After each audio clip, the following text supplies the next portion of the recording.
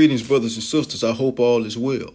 So, we all have heard of the two phrases, the two famous sayings of birds of a feather flock together and iron sharpens iron, right?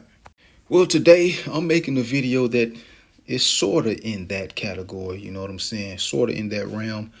I'm going to be speaking about the company that you keep and the words that you take heed to. Or, in other words, I'm going to be speaking about counsel, the word counsel. So we're going to kick it off with the brother Solomon, man, in 1 Kings 11th chapter, verses 6 through 15. I probably don't read all the way to 15, but just expect that. All right, let's go. And Solomon did evil in the sight of the Lord and went not fully after the Lord, as did David his father. Then did Solomon build an high place for Chemish, or whatever that false deity's name is, and the abomination of Moab, in the hill that is before Jerusalem, and for Molech, the abomination of the children of Ammon. And likewise did he for all his strange wives, which burnt incense and sacrificed unto their gods. And the Lord was angry with Solomon, because his heart was turned from the Lord God of Israel, which had appeared unto him twice. This is the counsel that is around him right now, his wives, and had commanded him concerning this thing, that he should not go after other gods, but he kept not that which the Lord commanded. Wherefore the Lord said unto Solomon, forasmuch as this is done of thee, and thou hast not kept my covenant and my statutes which I have commanded thee, I will surely rend the kingdom from thee, and will give it to thy servant. Notwithstanding, in thy days I will not do it for David thy father's sake, but I will rend it out of the hand of thy son. Howbeit, I will not rend away all the kingdom, but will give one tribe to thy son for David, my servant's sake, and for Jerusalem's sake, which I have chosen. And the Lord stirred up an adversary unto Solomon, Hadad the Edomite. He was of the king's seed in Edom. For it came to pass when David was in Edom, and Joab, the captain of the host, was gone up to bury the slain after he had smitten every male in Edom. Okay, we can stop right there.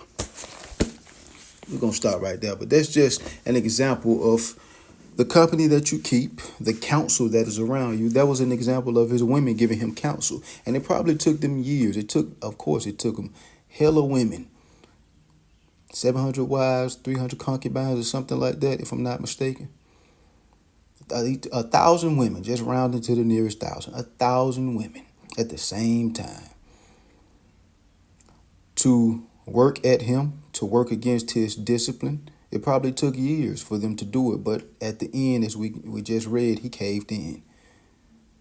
That's the counsel that is around him. And I'm not saying you should just be taking counsel from your lady or your woman or whatever the case may be, but she has some say-so in things. You dig what I'm saying? Her opinion matters. It's not too many women that you run across whose opinion will matter. You know, if some woman's opinion is gonna matter, it probably should be your wife. You know what I'm saying? Someone extremely close to you or whatever the case may be. But at the end of the day, you should get the last word, the last say so, the final say so, because you're the final boss of your household. You dig what I'm saying? But that was just an example of the company that he kept. They worked, I can guarantee you they worked. It probably took years, but they worked at his discipline in the Most High, his discipline in the truth, in his knowledge, year after year, until he finally caved in.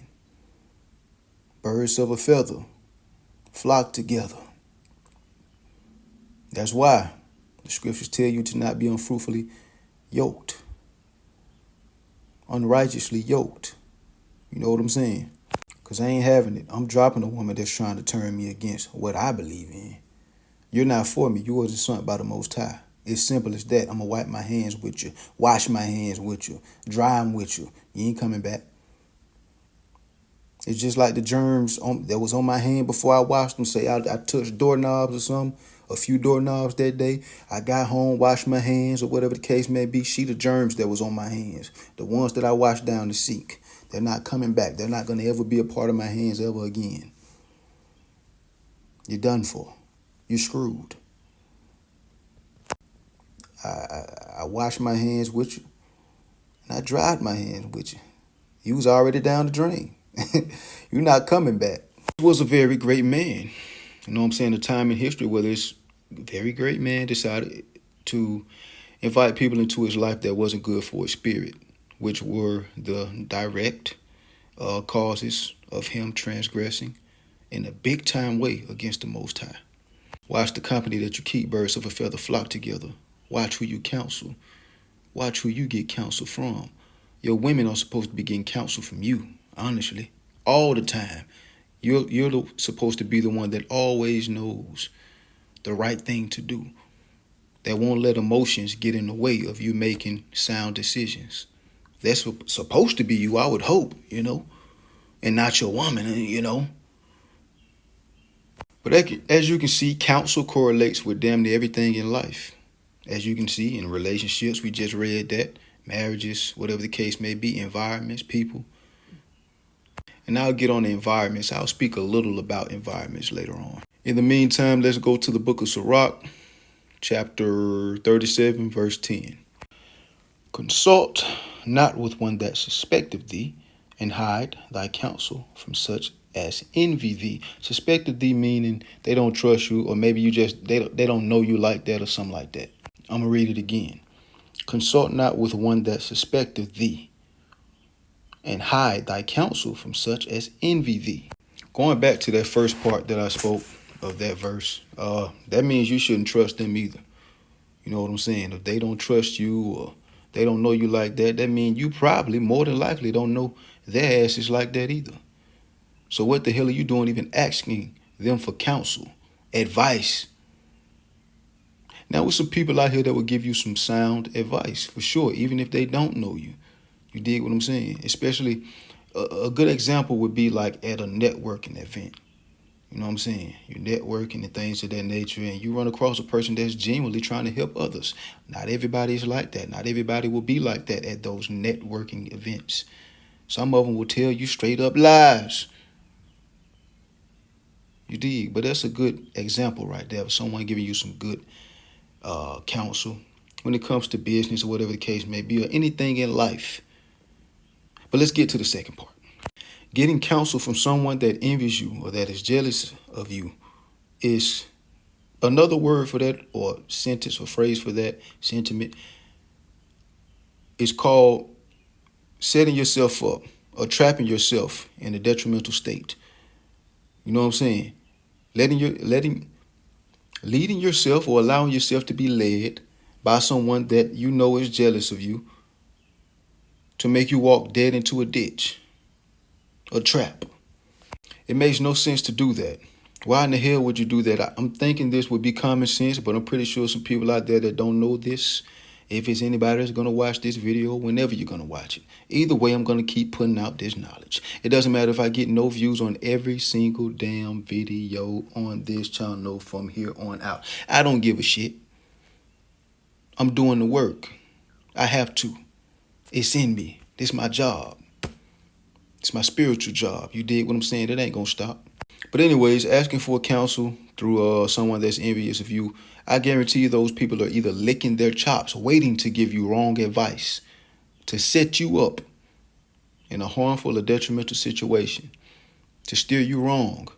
Or that person is just going to feel like you're doing them a favor, or like you're making them actually feel like somebody because they're the fan of you, right? Because they're envious of you, so they're your fan. But you're actually making them feel like someone by asking them what they think. So what they're going to do is just spew out any damn thing. They don't know what the hell they're talking about. They're just talking. You know what I'm saying? And that will not stop a person from being envious of you. Envy is a strong spirit, boy. Strong.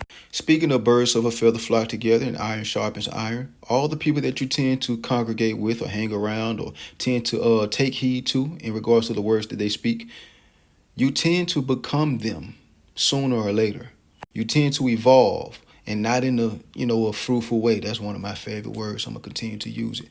Not in a fruitful way, but in a way that blocks your progress, you know what I'm saying, that pushes you backwards. Or at the very least, you begin to take on some of their traits. You did what I'm saying, or absorb some of their traits, perhaps. You know what that means? Energy is transferable. So watch the company that you keep and the words that you take heed to. As both of those things are in the realm of counsel, who you hang around. Y'all gonna be talking and congregating. You know what I'm saying? Giving each other advice on things and, things of that nature. Who you listen to, even if you don't know the person. If you take heed to those words, that's counsel. You dig? Energy is transferable. That's why I don't go to certain areas. I don't like clubs. I don't want to be around dysfunction. You dig what I'm saying? Because those people, most of them are still automatically dysfunctional, even when they're not high and drunk and having a point to prove, and they're so prideful and trying to put on for that group, put on for that woman, put on for those men over there. Imagine when they are high and drunk. It's times 10, times 20. Then I don't want to be around that. What I have to say about that and all this, if you get what I'm saying, all of this is wrapped into counsel. All of it. You know what I'm saying? It's a thin line between who you hang around and the environments that you frequent in. Due to the environments that you frequent in or that you are hanging out at consistently, saying a lot about your character. Yeah. Where you frequent says a lot about your character. It's a thin line, meaning there's not that much of a difference between where you frequent. Even if you know no one there, you don't counsel with anyone there. Between that and who you do counsel with or hang around, or who you do decide to take heed to in regards to the words that they speak. It's a thin line. There's not much of a difference. All of it says a lot about your character. All of it is in the realm of counsel. Yes, environments are as well. And all of it can cause detrimental situations. It's spirits in those places. It's spirits every damn well. When you go to those places, you are involving yourself into something. And I'm not saying that you're involving yourself into witchcraft, but you put yourself at risk of having certain things take place. Just like when you hang around certain people, birds of a feather flock together, right? Just like when you take heed to someone's words. If it's the wrong words, that could cause some controversy upon your spirit and your life, upon your body, your mind, your heart, your soul. That can cause some harm. You know what I'm saying? Everybody is one damn mistake away from a damn travesty. Not a travesty, but a tragic situation taking place. Or catastrophe, perhaps. Everybody really just one step away, one mistake away. But us that strive for the Most High, we have Him covering us. Though we might not be perfect. You dig what I'm saying? Though all of our decisions may not be the right decisions or whatever the case may be, we have the Most High to watch over us, to guide us, to cover us in His mercy, which endures forever. When you come into this truth, you got to put yourself in those environments less and less. You have to mitigate your time in those environments. Mitigate your love for being in those type of environments, being around those type of people, listening to those dumbass words that somebody gave you that you think is good counsel, wise words, in other words, when they're complete bullshit. The person don't know nothing. Or that person could be envious of you. He knows a lot, but he's not going to tell you, or she's not going to tell you. Don't tell them. Don't tell them. So with that being said, man, just watch the company you keep. Be cognizant of the places that you frequent. Be prudent of who you consult with. I'm hoping that y'all continue to strengthen your fear of the Most High, your love for the Most High, and your faith in the Most High. Shalom. Blessings.